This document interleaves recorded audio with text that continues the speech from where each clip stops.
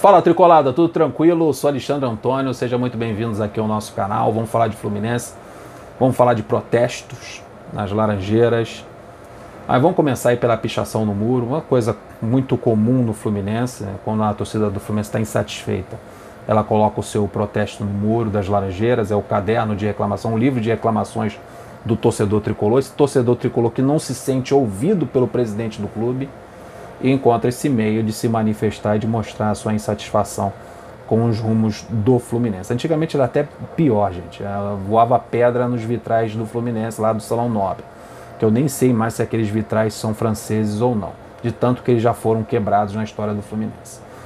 Então isso já mostra que as coisas não mudaram. Daí quando você vê o torcedor colocar a palavra Mário mentiroso, aí você vê que o torcedor está achando que o que foi prometido lá na campanha, que foi prometido para o torcedor na época da pré-candidatura ou na candidatura a presidente do clube, não se cumpriram na gestão atual. Então já está mostrando, cara, você prometeu isso, não se cumpriu. Vou citar aqui um ou dois exemplos. Quando ele, na candidatura dele, ele disse que o projeto da reforma das Laranjeiras era espetacular e que ia botar para frente, se uniu com o pessoal Laranjeiras 21, e quando ele assume presidente, a primeira coisa que ele faz é descartar esse grupo, para agora dizer que tem um projeto de reforma para Laranjeiras para jogo de futebol feminino e para as categorias de base, e que a gente sabe muito bem que é só pintar muro e tampar buraco, passar uma argamassa e depois pintar.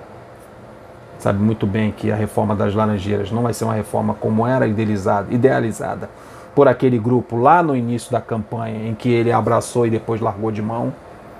Quando muita gente votou no Mário, porque o Celso Barros estava na mesma chapa dele, muita gente votou no Mário por causa do Celso Barros, e logo no início da sua presidência, a primeira coisa que ele fez foi descartar o Celso Barros, porque eram egos muito fortes. E todo mundo sabe agora, ou já sabia anteriormente, que o Mário é um cara muito centralizador e que o Celso Barros é uma figura muito forte para estar ao lado dele. Então a gente vê que pessoas se sentiram traídas por votar numa pessoa e essa pessoa ser descartada no início de um mandato, quando umas pessoas tinham a expectativa da reconstrução de um estádio e essa reconstrução não acontecer, quando essas pessoas achavam que o Fluminense ia voltar a ser um time forte no campeonato, no Brasil, a conquistar títulos, e a gente está no terceiro mandato e o Fluminense até agora não conquistou título nenhum importante. Mas conquistou a Taça Guanabara, ok. Pedro Abad também conquistou uma Taça Guanabara. Então o torcedor se sente enganado por um presidente que prometeu resolver as finanças do clube, e quando chega no mês de março, no ano de eleição, ainda tem meses em atraso, tem premiação que ainda não foi paga, tem 13º que ainda não foi pago, e o Fluminense ainda precisando vender jogador para não fechar o ano no vermelho. O torcedor se acha no direito de se sentir enganado. Quando você vê que um presidente vai a público dizer que a reestruturação do clube vai levar anos, que o torcedor tem que ter paciência de não conquistar título há mais de 10 anos, que isso pode levar mais anos ainda para frente. Que o clube ainda está numa reconstrução, mas que reconstrução é essa? Quando você chega no terceiro ano de mandato e você está precisando vender jogador para pagar salário e desmontar um elenco. Cadê aquela promessa de que o Fluminense ia voltar a ser forte, que ia voltar a ter um bom elenco, que ia voltar a brigar por títulos? Quando você chega num ano em que você faz um elenco até interessante, um elenco forte, e você já começa a desmanchar ele já no início do ano, já em março. Daí sai o Luiz Henrique, aí tem a outra hashtag, 70 milhões não, que mostra a insatisfação desse torcedor com a venda de um jogador por um preço tão ridículo. Aí você perde o Luiz Henrique, daqui a pouco você perde o André e perde o Nino. Sabendo que esse Nino e esse André, quando forem vendidos também, vão ser por preços baixos, porque o Fluminense está com o Pires na mão. Então eu vou começar a dar razão para quem se sente enganado pelo presidente do clube. Porque você chega no mês de março, no terceiro ano de mandato, ele querendo uma reeleição, você fica sabendo que o Fluminense precisa vender jogador urgentemente para poder pagar o mês de salário que está atrasado dos jogadores, para você não ser acionado na FIFA por causa de Sornosa e Orejuela. Aí você vê que nada mudou, que continua a mesma coisa. E que o elenco está sendo desmontado no meio do ano e que a perspectiva se consagrar campeão, voltar a gritar é campeão, vão se esvaindo pelo meio do caminho. Porque o Fluminense fica nesse ciclo vicioso. Monta um elenco bom, o time se destaca e começa a desfazer dos jogadores porque precisa pagar o salário. Aí o objetivo de ser campeão, de voltar a ser forte no cenário como foi prometido lá na campanha, vai se desfazendo já no mês de junho e no mês de julho. Por isso que o torcedor vai lá e coloca no muro, Mário mentiroso. Porque não vê a reestruturação financeira e não vê a reestruturação dentro de campo, quando você contrata um monte de treinador mediano, um monte de treinador ultrapassado, quando você tem um Angione responsável também pela área do futebol que se mostra inepto, e a gente vai falar mais um pouquinho mais lá para frente com relação ao seu Angione, quando você vê jogadores sendo vendidos por um preço ridículo, coisa que ele mesmo criticava antes, quando ele não era presidente.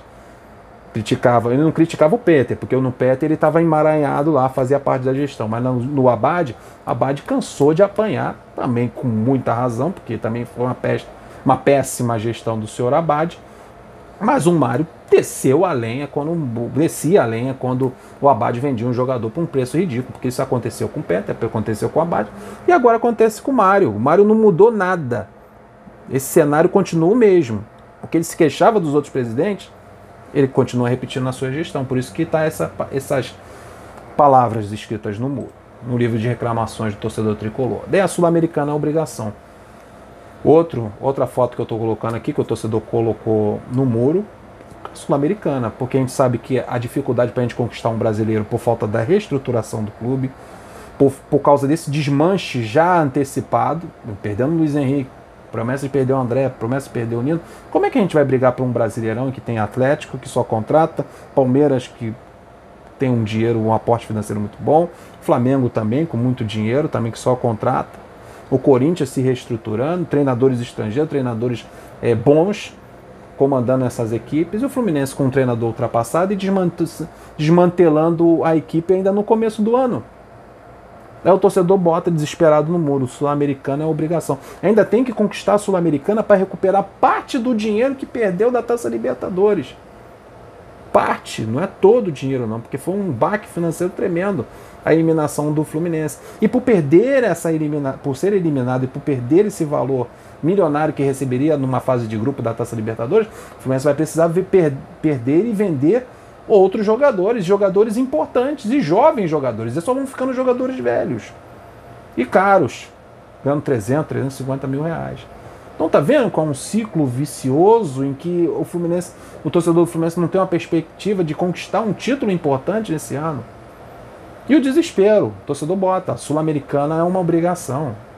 A Sul-Americana que tem LDU, que tem Lanús, tem Independiente, tem Barcelona de Guayaquil, que também não é uma moleza. Como é que pode? Essa obrigação é pesada para o Fluminense. Mas é urgente, o Fluminense precisa conquistar isso. O brasileiro, Copa do Brasil, também não é mole não. Porque tem times até times pequenos, em comparação ao Fluminense, que são mais organizados, muito mais organizados que o Fluminense, como até o Atlético Paranaense, eu cito o exemplo dele. Bragantino, são muito mais organizados, e tem clubes aí se reestruturando, como a SAF, que é o Vasco, é o Botafogo já está contratando jogador, e a gente não vê isso no Fluminense. E tem o respeito à torcida, que essa foto que eu coloquei aí, o torcedor pichou aí, botou respeito à torcida, que a gente já viu isso já no começo da gestão dele, quando ele disse que o torcedor que questiona e que reclama, nunca deu 2 treinos na vida. A gente vê muito bem que as queixas e a reclamação do torcedor não são ouvidas pelo presidente.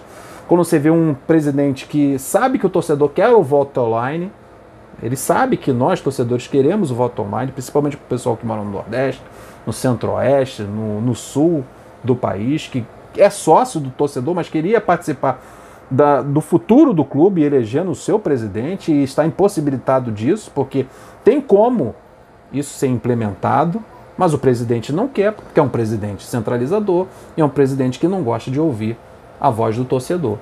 Então esse torcedor vai continuar ficando à margem do clube, só observando o que o pessoal do Rio de Janeiro decide sobre o futuro do clube. Uma meia dúzia, são lá 2 ou 3 mil.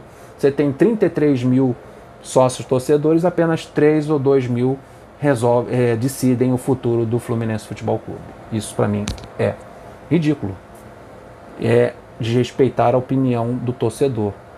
Desrespeitar quando diz que o torcedor nunca deu 2 treinos na vida, quando o torcedor se mostra insatisfeito com um treinador e ele continua mantendo esse treinador, quando ele renova com Samuel Xavier, quando ele renova com o Hudson, quando ele renova com o Wellington, quando ele contrata Caio Paulista por 8 milhões, quando ele traz um cara da Moldávia por 9 milhões, isso mostra um desrespeito com a opinião do torcedor, que acha esses jogadores desnecessários no elenco do Fluminense, que não deveriam nem passar na porta do clube.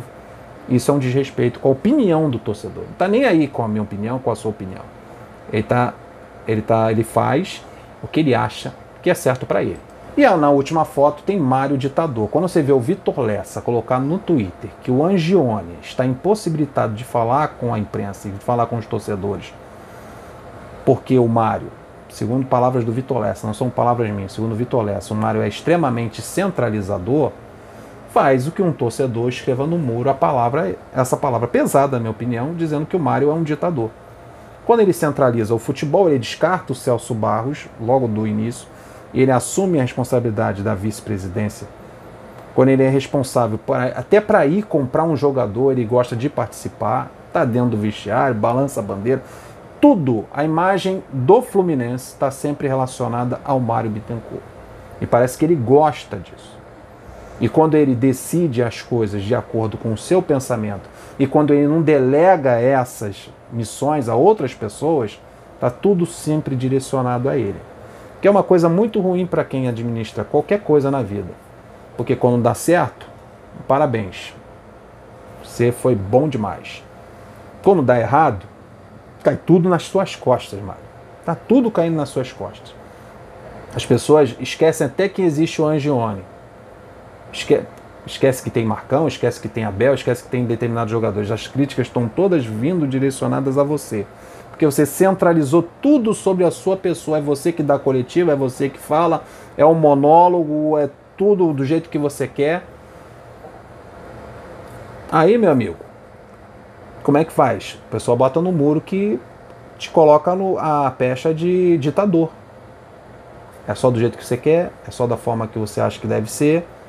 Tá tudo direcionado a você, você que comanda o clube. Então, quando criticam a SAF, que o Fluminense não pode ter um dono, cara, o Fluminense já tem um dono, só que esse dono não pagou pelo clube, não tirou um dinheiro do bolso. Aliás, quem paga, quem ajuda a financiar o clube, quem ajuda a pagar o salário dos jogadores, somos nós, torcedores. Nós que deveríamos ser o dono do Fluminense, não somos. Aí tem gente que ainda reclama da SAF, né? O torcedor pode se sentir dono do Fluminense no momento? Ele decide alguma coisa com relação ao Fluminense? Não. Mas o Mário tem o poder, ele tem a caneta na mão. Como disse uma vez o Uran, né? O torcedor não tem a caneta. O torcedor não tem a caneta que o Mário tem. Então o Fluminense tem um dono, e esse dono se chama Mário Bittencourt. Por isso que tem torcedor que picha o muro colocando o Mário ditador. Ainda tem gente que reclama da SAF, né? Então, rapaziada, eu vou ficando por aqui, pedindo aquele like e a sua inscrição. Muito obrigado pela atenção, até o próximo vídeo. Flui!